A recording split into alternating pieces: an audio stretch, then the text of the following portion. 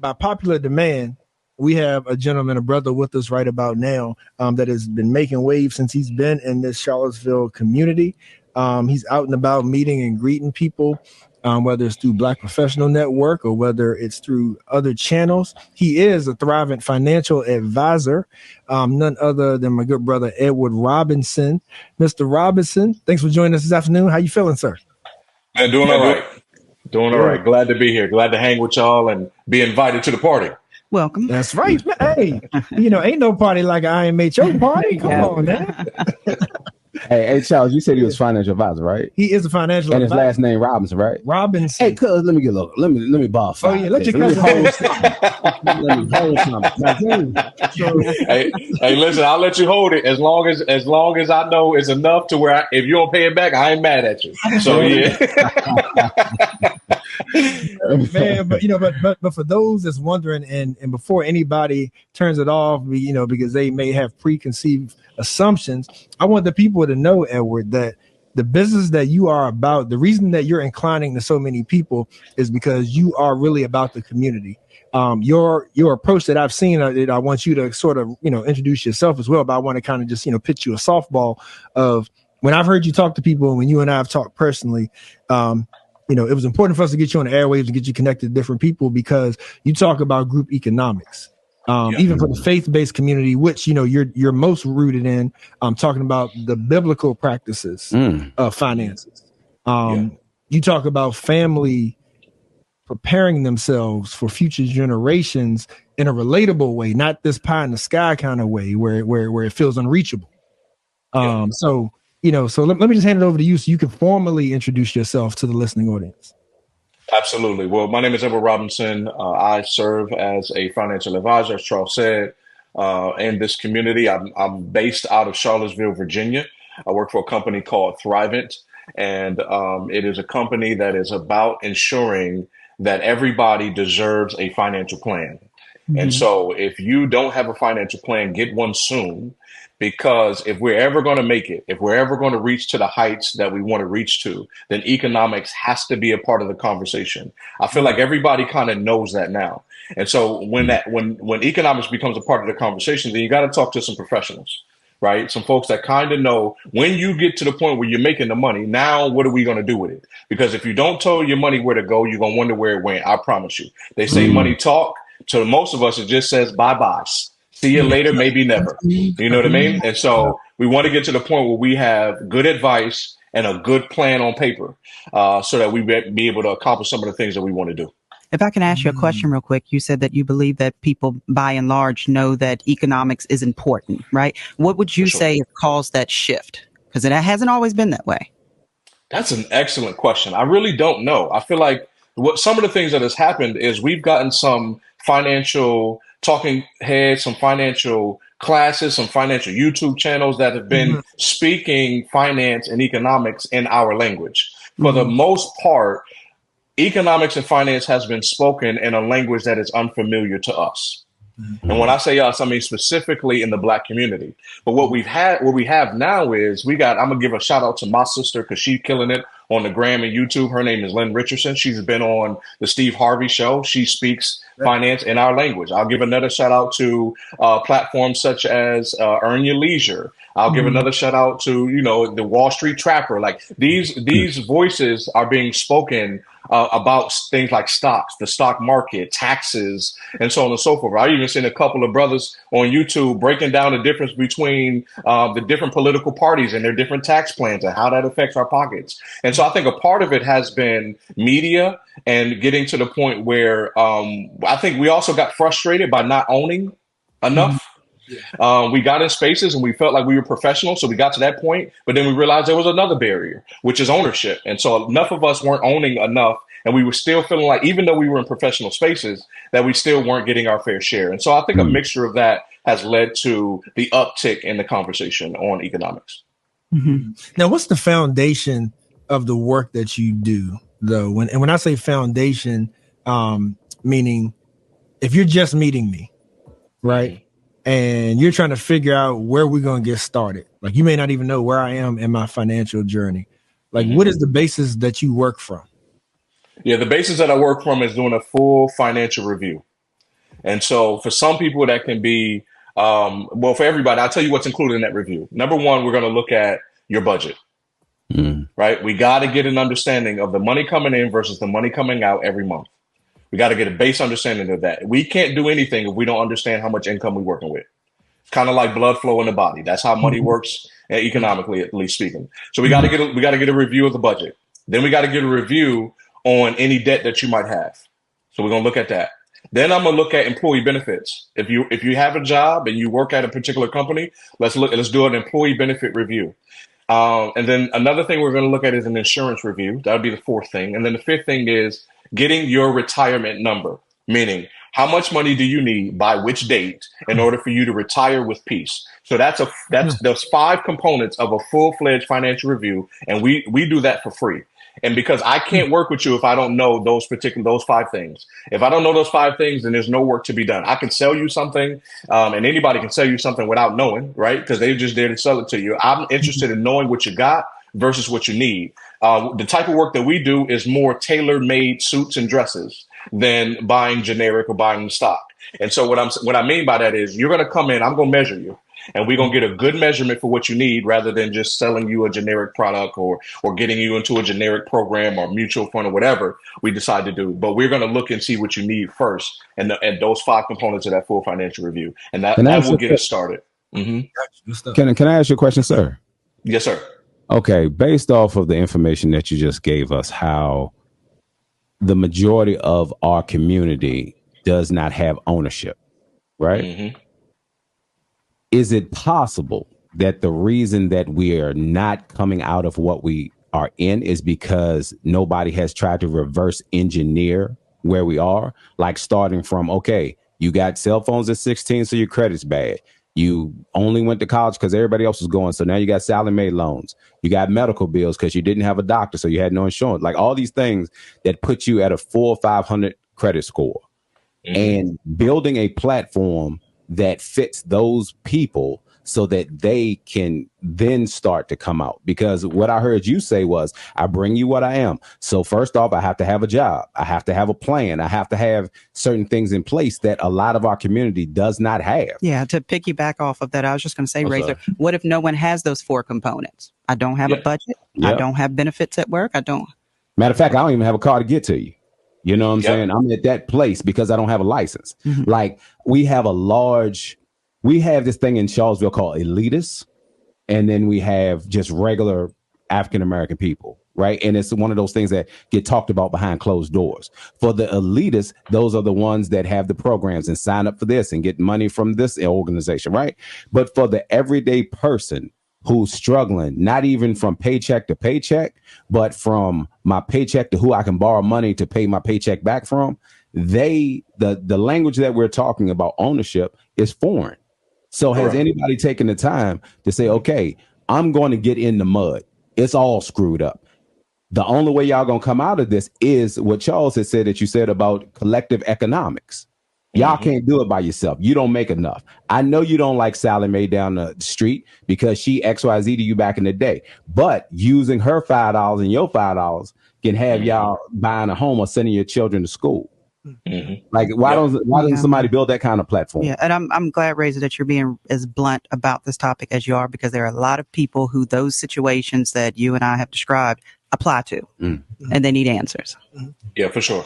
And so what I would say that is this: there's still some basic financial habits. I don't care where you're starting from, because we've all started from somewhere, right? I don't come from much at all. I come from Buffalo, New York, in a single parent home, like most of us. Like this story goes on and on. But we have to start with some financial habits. So I don't care if you got $2, $200, or 200,000. You have to have a budget. Because you have to control your spending. I don't care who you are or where you are. Fortune 500 companies have budgets. So dare I not think I need one individually and personally. It doesn't matter. So I have to account for what's coming in versus what's coming out either way. And so we got to start with basic financial habits. And so when I don't, you play the cards that you dealt, right? And so there's some basic rules to the game that apply to every single individual. And so if we're going to get ourselves out of the situations that we're in, some of those basics apply. Some of the same things I said. Let's look at the budget. right? If you don't have much, we're still going to look at it because we need to know how much you need, right? And we need, whether that's we get it from assistance, whether we work for, however we decide, we now know the gap, right? You have to know your numbers. Everybody has to know their numbers. And if you don't know, then talk to me and we'll help figure it out. So that's the first thing. Second thing is, what are your debts? Who do you owe? You have to know that. Right. So let's get it on a sheet of paper. Let's just list it out. And so what I'm saying is, here's the thing that really happens. When you start looking at your numbers regularly, I promise you, they tend to increase because you're consciously thinking about it all the time. Let me give you an example about money consciousness. Do you realize when we go to the store, most of the time we don't even know what we paid? I know that's right. Right, because we don't use cash anymore, right? Yeah. So we just swipe the card, boom, boom, boom. And so what that's done is that's given people a false understanding of what they actually have because they don't know what they pay. They don't know what things cost. And so what I'm saying to you is regardless of where we start from, there's still some basic things that we all have to do so far as being conscious about our situation. And that's all I'm trying to get people to. What if you got a money problem? Ron, that used to be on the show with us, used to always say the first thing you need to understand is that there's a money problem. So one of the ways that we chose to fix that money problem was illegal activity, drug selling, stealing, robbing, all right? Because we were trying to find that nest egg to be able to use to turn to legal money, so to speak. Mm-hmm. What do you recommend for a group of people who can't get jobs that literally take care of them? Here in Charlottesville, you have so many people coming from the outside counties to work here in Charlottesville because they can't afford here, right? Mm-hmm. So if money is my issue, what are we really talking about? I don't even have the first step. Mm-hmm. Zero. Yeah, we're starting at two different presuppositions. You're thinking money is the issue, and I'm thinking the mentality is the issue. Mm-hmm. Right? So it's not meaning what the ways that you're thinking. I was sitting down with somebody, and this was just last week, sitting down with one of my clients, and I said, and they were ironing everything out. And I told them, I said, you have to understand that your mind is a 3D printer for your life. So your lack of money in this particular situation was a reflection of how you're thinking. So, right. So now when I say, for example, if you say there's no jobs, cool, we got it. There's a bunch of things we can do when there's no jobs. There's things we can sell. We can do retail arbitrage, which is you buying something over here and selling it over here. Right. I do all the time. Yeah, all the time. Right. So what I'm saying is, let's work on the mental habits. Let's work on where you at in terms of your understanding. And that can get us to a place, because if you tell them, you can't tell me there's no opportunity. What you might have a struggle with is seeing the opportunity that's there. Right. So retail arbitrage is an opportunity. You can buy stuff out of TJ Maxx and Marshalls and sell it on Amazon sometimes for 2 and 3 times the price. Right. But what's the issue that we're having is really what I want to get to. So what I'm learning is, and what I've learned over time is that economics, they think it's a study of money. It's really a study of psychology. It's a study of human behavior with money. I agree. That's really what it is. And so what I'm saying is, what are some of those habits that we have that are not benefiting us financially? And then how do I help with that part? I'm always honing in on that, because oftentimes what I'll find is sometimes it's just, you have a habit of overspending. So either it's us or somebody in our family that's always had that habit. I know it's some folks in my family. I ain't gonna air them out. I love them to death, right? But there was a habit of overspending to compensate for other areas of life. We have to deal with that as much as we got to deal with the money problem, because they're very much related. What about people in services? This is my last question, Joe. Yeah, what about people that are on services, right? Yeah. The mindset, I'm in agreement with what you said about the mindset. So there are people who get services from the government, and if they go past a certain point, they'll lose their housing, right? Mm-hmm. If they lose so the mental stigma is developed by the government. Mm-hmm. I understand what you're talking about, buying and selling, but the first thing that I understand, in order for me to buy, I have to have some type of resources, right? Mm-hmm. So even when we talk about Marshalls or whatever, I have to have money to be able to do this thing. Now, when it comes to the people that get the services, they can only operate under a certain amount of money, or they start operating illegally. Because if I'm generating money, then that means I have to turn that in.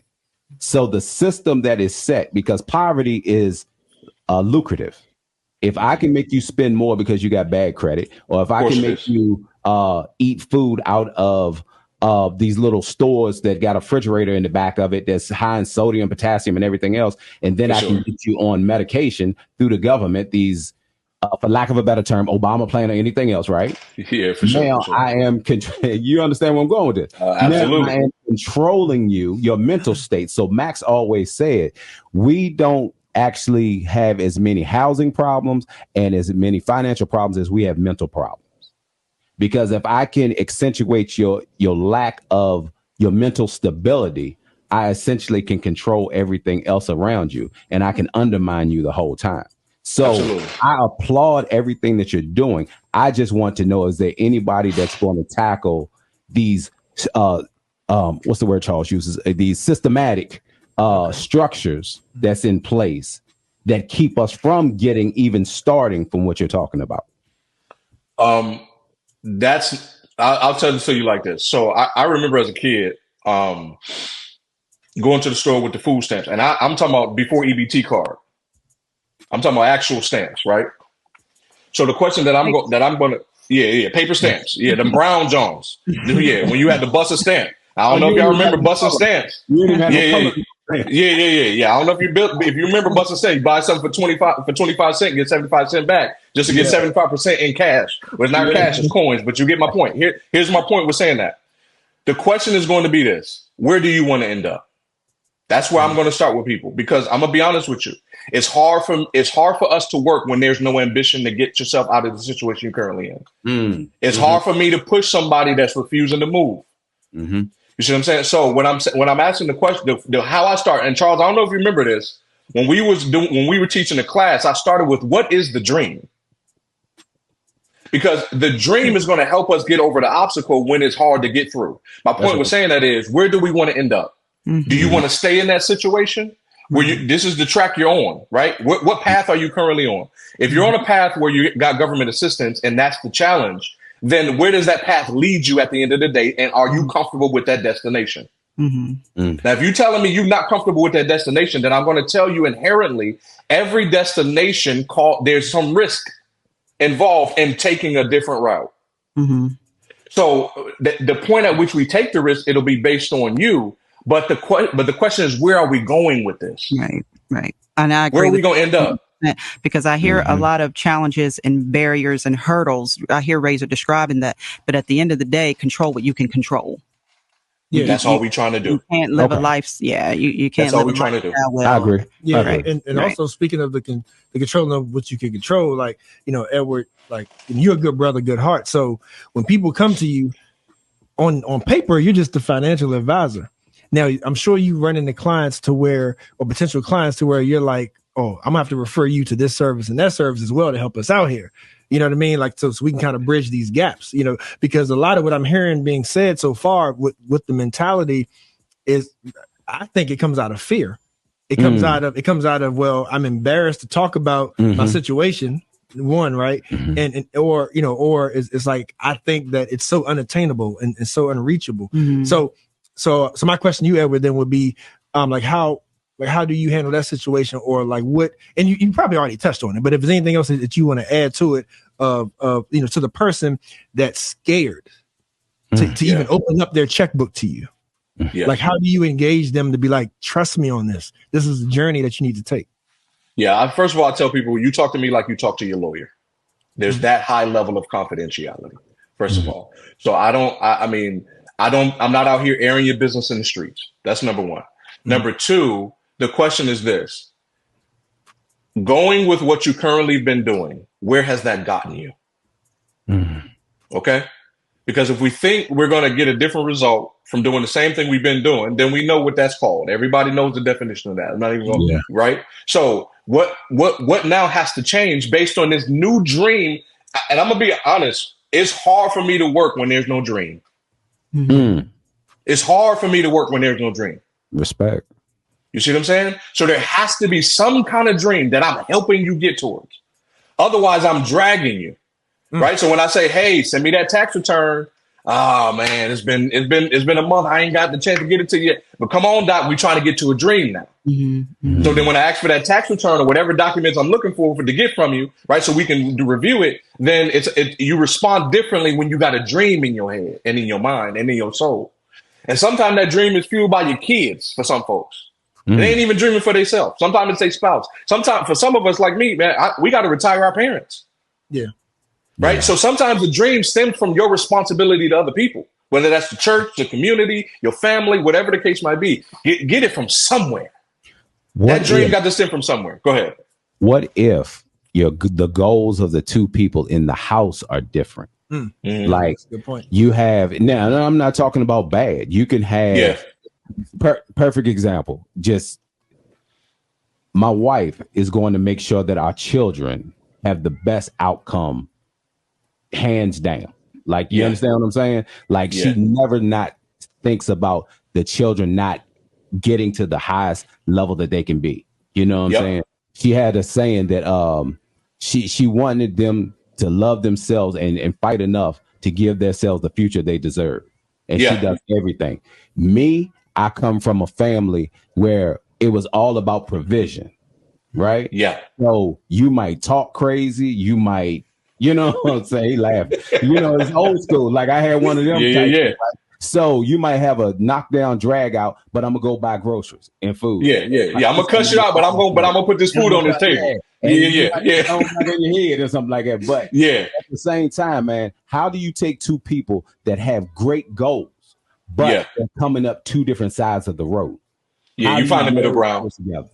You find the middle ground, and you find the reward that and get a little bit of reward that satisfies both of you. Let me give you the middle ground when one is coming across the water and one is on the road. And where is the middle? There is no middle ground to that. There's a meeting point, but that's not a middle ground where one gets strong, the other one gets weak. So I'm talking about that reality of, you know, the middle ground sounds good, and I respect what you're saying, but there are times where, like, there's a hard middle ground for a bird and a fish. There is no middle ground. Where they meet at, one is strong and one is weak. So how do you take families that have goals, that have aspirations, but they have the mindset and the power in two different entities? There's something that fish wants and something that bird wants that's the same. What is it? To live. Okay, so whatever it is, when I'm talking about that, discover what it is that they both want. Right? Okay. See what I'm saying? What is it that they both want? That's where you start. That's where the conversation starts. Let me give you an example.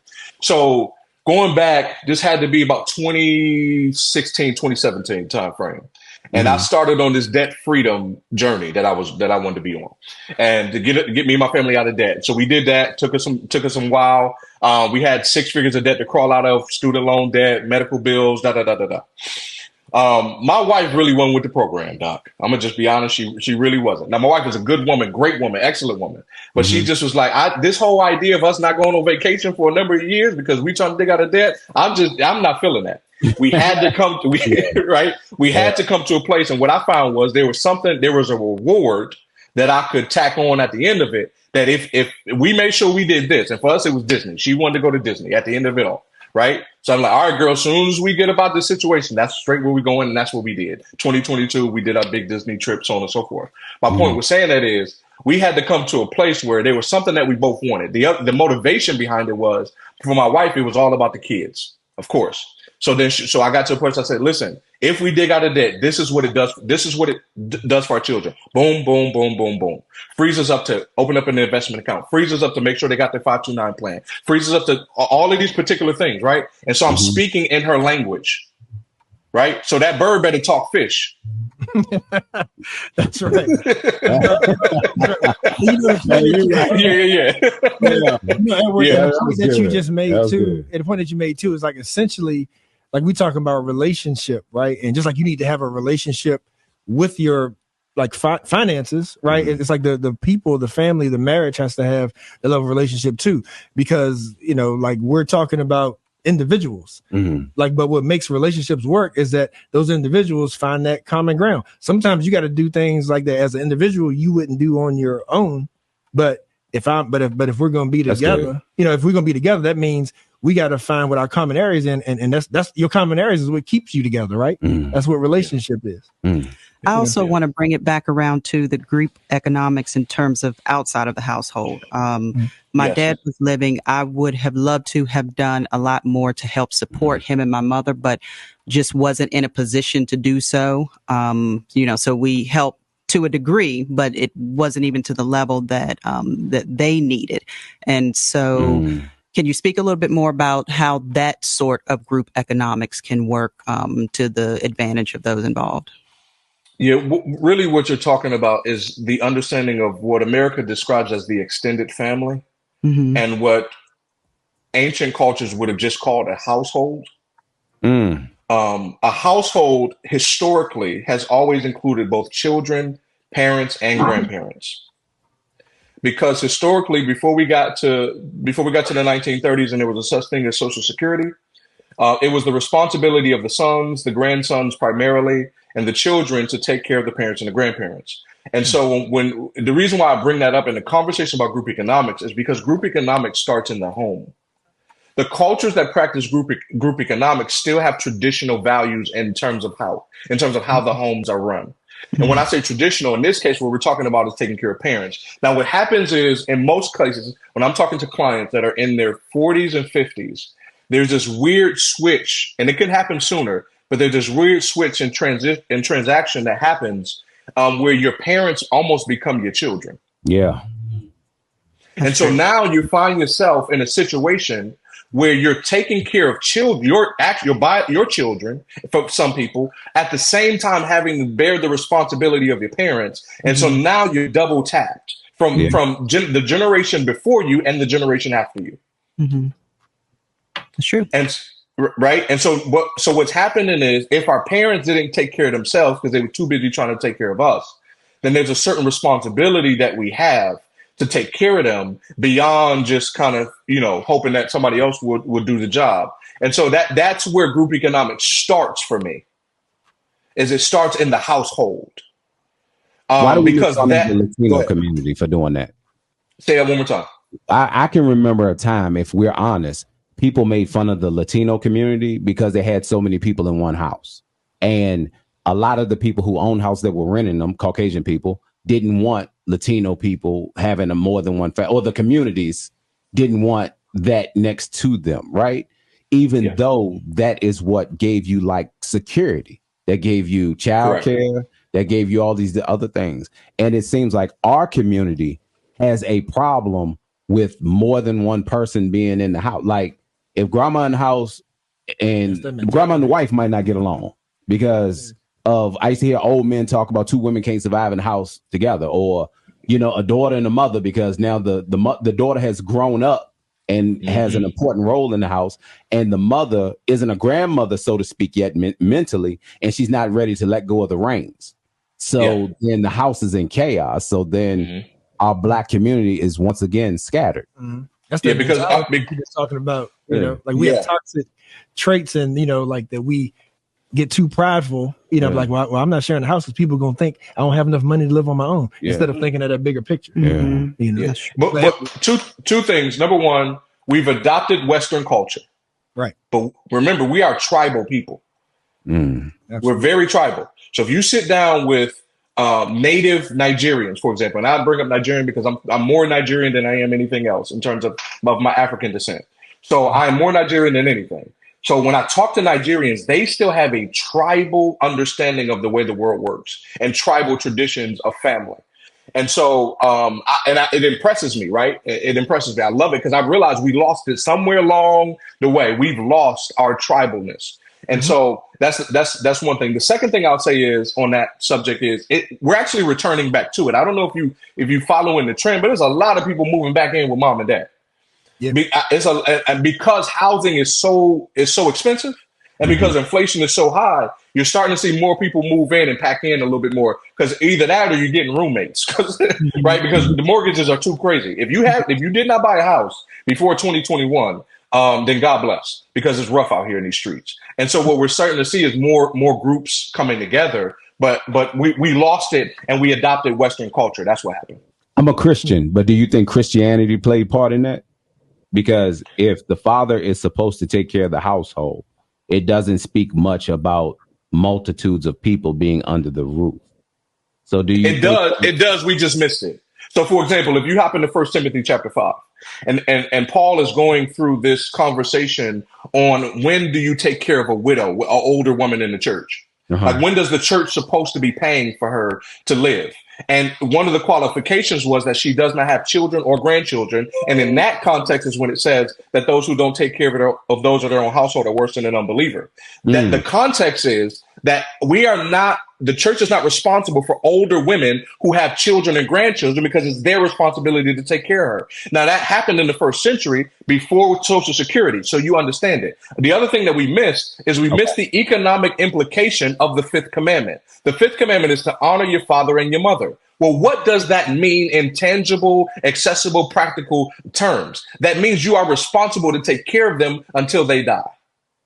Mm-hmm. That's the economic implication of the fifth commandment. We say honor, like, okay, I'm not going to cuss around you. I'm not going, you know what I mean? I'm not going to say nothing bad around you, and I'm going to say good things about you. No. That had a financial responsibility attached to that fifth commandment. We just missed it. Mm-hmm. So we are talking to Thrivent financial advisor Edward Robson. This is great stuff, because I don't even think I even told them that you were a minister, but they heard that octave raise. He started hooping a little bit. Yep. It was really damn. Yeah. See, and but great info. Edward. Good stuff. Yeah, like even more than we could ask, but since we're on that, and without you feel like that you got to give away too much free game, like when it comes to your, I'll give away all the free game, so don't worry about that. Yeah. But like when it comes to your like principles in general, like you, I don't know if you want to break down that one particular percentage principle, but my point with that, though, since we're in this lane, is the importance of giving, the importance of being charitable. And while some people will be like, like grandma gave her last dollar to the church, and I ain't a proponent of that, literally. But but my point that I'm making, though, is the importance of being charitable and the importance of designating some of our money and how that actually is fruitful. Little faith. Yeah. So there's a principle out of Proverbs, and I'm a paraphrase, and it basically says this: the stingy person ends up with less money, and the person that gives more money away somehow has more money. Mm-hmm. I'm gonna say that one more time. The stingy person got a hole in their pocket, while the person who was generous somehow gets more money. And you would think, now I look at things mathematically. 2 + 2 is 4. So if I had 2 and I gave away 2, how the heck do I still end up with 4? I don't know. God just blesses it that way. That's right. He just blesses it that way. Speaking of Speaking, and I hate to cut you off, but like I'm so excited about what you're talking about. Like, Charles, thank you for bringing them on here. This is beneficial to me. Oh, you tried to stump him, but I knew it wasn't going to work. How do you? I ain't finished with him yet. How do you raise your children to be beneficial in the way that you're talking and still allow them to grow? Because I get enjoyment in seeing them say, I accomplished, I did, I came about, right? But what you're talking about financially is grouping theirs with ours, right? So when do they get a chance to experience their labor for their own fruitfulness? Yeah, I am in the man, how much time we got? Because so I have 5 kids. Let me say that. Oh, you ain't scared? Okay. No. I ain't scared, Doc. This is my subject right here. Because what we're talking about is a mixture between faith, family, and finances. And so when you blend those things together, this is the best I can come up with. I am teaching my children group economics, and my oldest is only 8 years old. And how am I teaching them group economics? One of the things that I tell my children is whatever you do in the world, make sure it associates with your brother and your sister. Meaning, if you're going to be a lawyer, be their lawyer. If you're going to be an accountant, be their accountant. Whatever you're doing in the world, whatever you decide, if you're going to be a doctor, make sure you see about them. Meaning what you're doing has to somehow interact with the group's dream. Now, this group is a family group. It's me, right? So I tell them, and I teach my sons, particularly, and my daughter's the youngest, so I haven't gotten to her yet. She's only 7 months. She got a high fever today, so pray for her. But anyway, I teach my kids, listen, your brother or your sister has a strength you don't have. I promise you they do. So don't think you have to be, need to be, or are everything. But I also watch my children, and I watch them to see what their strengths are. So by the time they get to that point where they want to make a decision about a career, I got some information to tell them because I got a book out on them that I've been writing for 18 years. Not actually, but in my mind. That's right. You see what I'm saying? So I got a book out on you. I know you. I've been watching you more than you've watched yourself. And based on that, here's what I think you can do. Now, whatever you decide to do in the world, make sure it benefits your family. So don't think like an individual. I'm just going to go off and do this based on my passion. Cool. What is your passion? What good does your passion produce in your family and ultimately in the world? But you know what I hear, Pastor? That's great talk, and I believe in it. I subscribe to it. I subscribe to it. It is definitely the motto to live by. But I know that we have individuals listening who are hearing that you reference the family unit. And unit in the way that it was intended to be since the beginning of time. Yeah. And something which it may also be something that they don't have in their family. Correct. That's good. So they aren't able, they have no point of reference, right? They can't connect the dots in order to orchestrate things or construct things in the way that you are referencing them. To be able to have the financial liberty that ultimately we all want to have. So you know what ends up happening sometimes. I have sometimes people that reach out to me, and it ends up being single moms, and they'll reach out because they say, "Hey, I just need you to go talk to my son about this, that, or the third." And so the reason why I say the things that I say is because we still need to put the positive out there. Even if the situations don't necessarily fit that circumstance. But here's what we can do. We can still guide our children. One of the principles that you extract from that situation is teach your children to take responsibility for each other. But we all do that. We know that part. But also don't just leave them out there. If you can instruct them and you can help them figure it out, then help them figure it out. You've been watching them. Don't assume that they know more than you about themselves. Especially my mama's out there. Mama knows, baby. Mama knows. You know what I mean? And so have the confidence to give them some instruction and teach them to ensure that their passion does some good for somebody else besides themselves.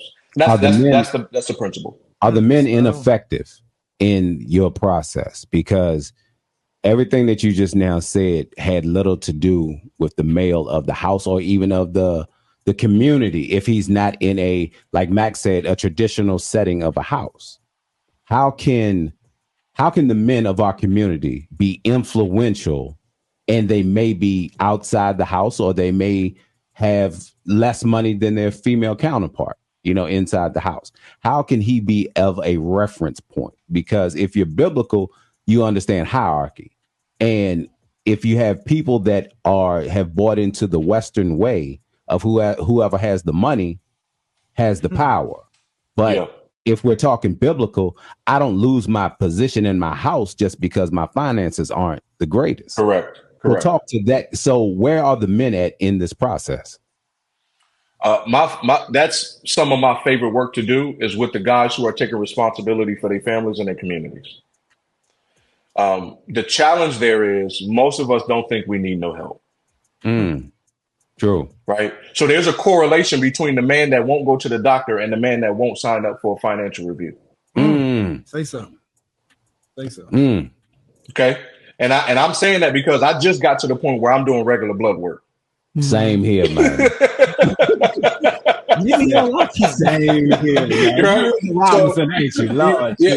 Listen. So my point with saying that is that the guy who says I don't need no blood work is the same guy who says I don't need no financial advisor to give me no nothing, right? And so that's the challenge. Is a lot of times what happens is the guys will show up once their wife sign up. Yeah. Right. That's what happens. That's why also, by the way, just to let y'all know, Married men tend to live longer. It's only because their wife make them go to the doctor. That's the only. That's the only reason. Right. So my point with saying that is, listen, we got to be humble enough to say, hey, bro, I'm not everything I need to be. That's right. Humble. And because I'm not everything I need to be, I need at least some brothers. Now, let me give you a stat. You are the financial average of your 5 closest friends. Wow. So my point with saying that is, whatever you're not, get around some people who are, because I promise you, listening to YouTube all day ain't changing nothing. You are informed, and you got a big bloated head and skinny legs. Right? So you got the information. You got the information. But what have you done with the information? You done watched it all. You done read it all. Some people swear they know more than me on money. If they do, fine. It don't bother me, because I'm not here to know more. I'm here to do better. Say so. Right? And so my brothers, man, get some help. Whatever you know, and you know what you're not. Whatever we are, we know what we're not. I got to get a coach. I got to get a fitness coach. I'm looking for one right now. Right? Because I'm not all things when it comes to fitness. Now, finance, cool, I got that. But when it comes to fitness, I need some help, Doc. I need some brothers. You see what I'm saying? So whatever you're lacking, find you somebody. Call somebody. There's life coaches, fitness coaches, financial coaches. There's fatherhood coaches. There's coaches on all fronts now. But get what you get, and if you got to pay them, then pay them. But if not, then find you some brothers that are strong in that area, that are close to you, and go ahead and get with the program. Love it. Edward Robinson, Thrivent Financial Advisor. But Edward, since we're running short on time, let the people know of an event that we got coming up. Absolutely.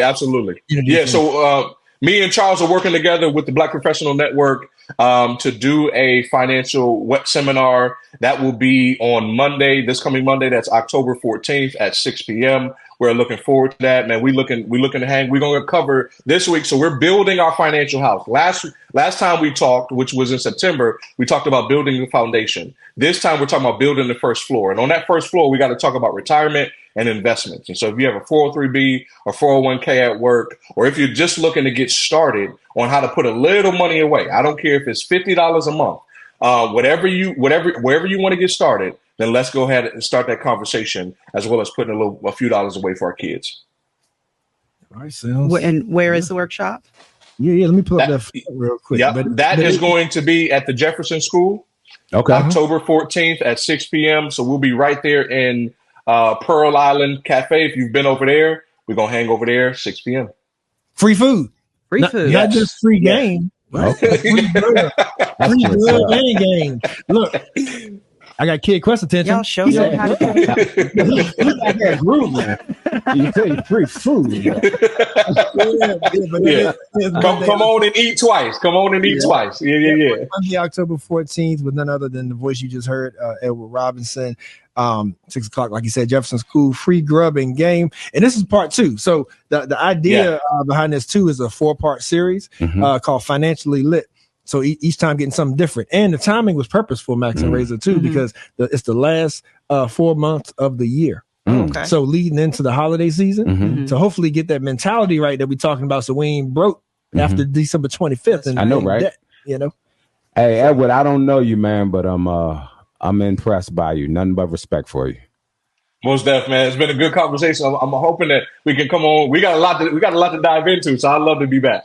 Okay. Yes, indeed. Thank you. All right. Continue blessings to you, sir. Absolutely.